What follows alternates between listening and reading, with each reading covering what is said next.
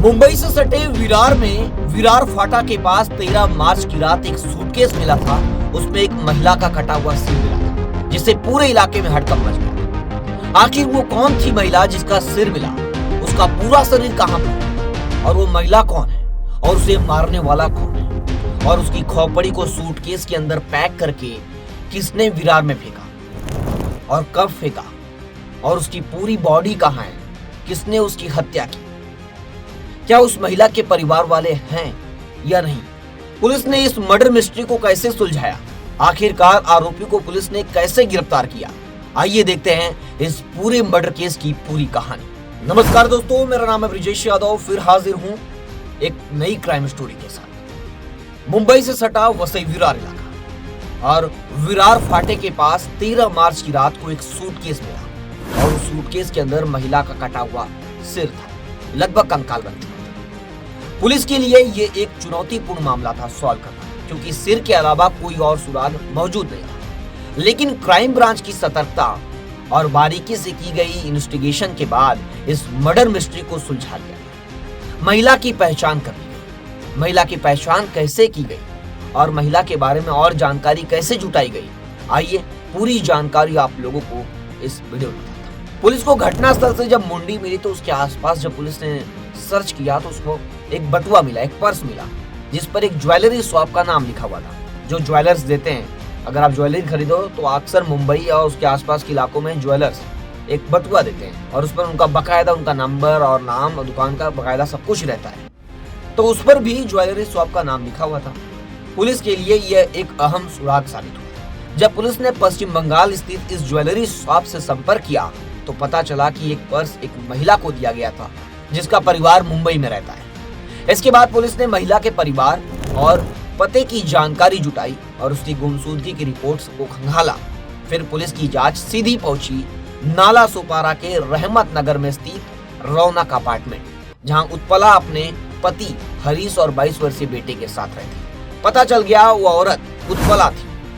उत्पला के साथ अब क्या हुआ? उसका पति और 22 साल का बेटा कहाँ है? उसे कौन मार डाला और उसकी पूरी बॉडी कहाँ है? जब पुलिस ने वहां जांच शुरू की तो पता चला कि उत्पला पिछले कई दिनों से घर पर नहीं है और जो हरीश पड़ोसियों को बता रहा है कि वो अपने मायके गई है। लेकिन जब पुलिस ने उसके पति की हरीश की गतिविधियों की जांच की और इलाके में लगे सीसीटीवी फुटेज खंगाले तो कई संदिग्ध चीजें पुलिस को देखने को मिली सीसीटीवी। वहीं पुलिस को एक एक्टिवा दिखती है और वो एक्टिवा का जब नंबर पुलिस ट्रेस करती है तो पुलिस एक्टिवा के नंबर के जरिए रौनक अपार्टमेंट पहुंच जाती है और रौनक अपार्टमेंट में जो एक्टिवा का ऑनर है उसे गिरफ्तार करती है और वो कोई और नहीं, उत्पला का पति हरीश था। फिर पुलिस हरीश को गिरफ्तार करती है और उससे पूछताछ करती है। तो आखिरकार पूछताछ में वो टूट जाता है और वो अपना जुर्म कबूल कर लेता है कि उसने ही अपनी पत्नी की हत्या की।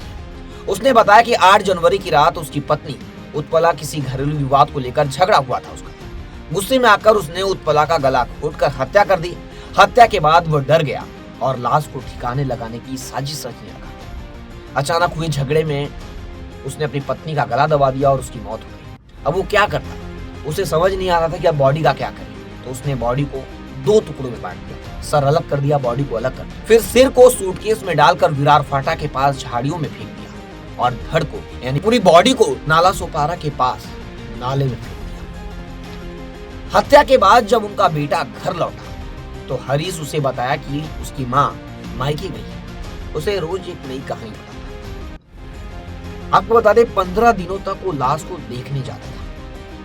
आरोपी हत्या तो कर दिया, चाहता नहीं था हत्या करना, उसे बहुत पछतावा होने के बाद वो 15 दिन पुलिस को बताया कि वो लगातार 15 दिनों तक नाले के पास जहां उसकी पूरी बॉडी फेंका है उसे देखने जाता था, वो डूबी है या नहीं।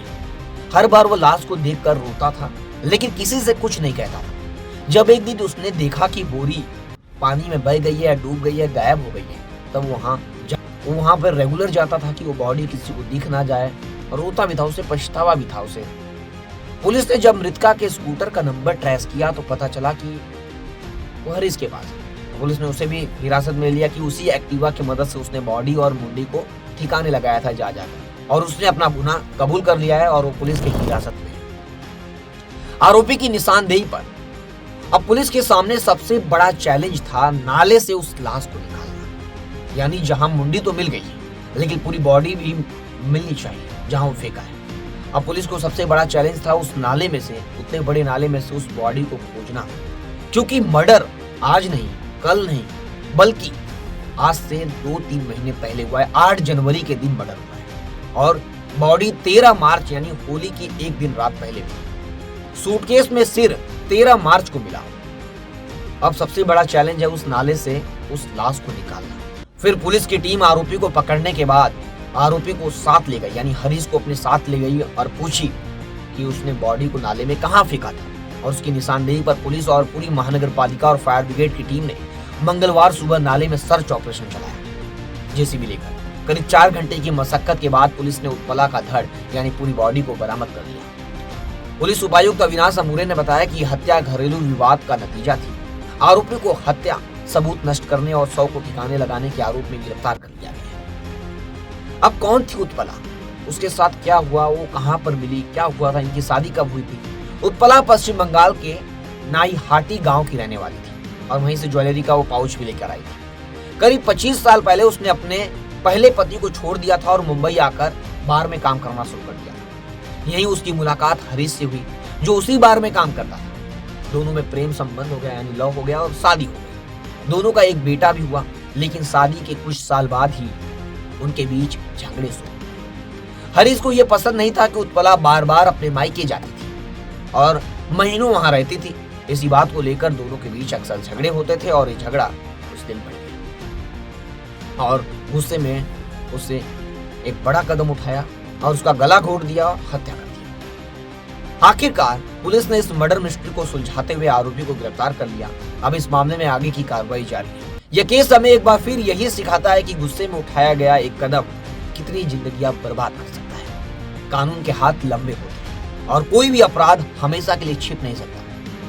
इसलिए सावधान रहिए, सतर्क रहिए और देखते रहिए हमारे साथ लगातार मेट्रो सिटी समाचार।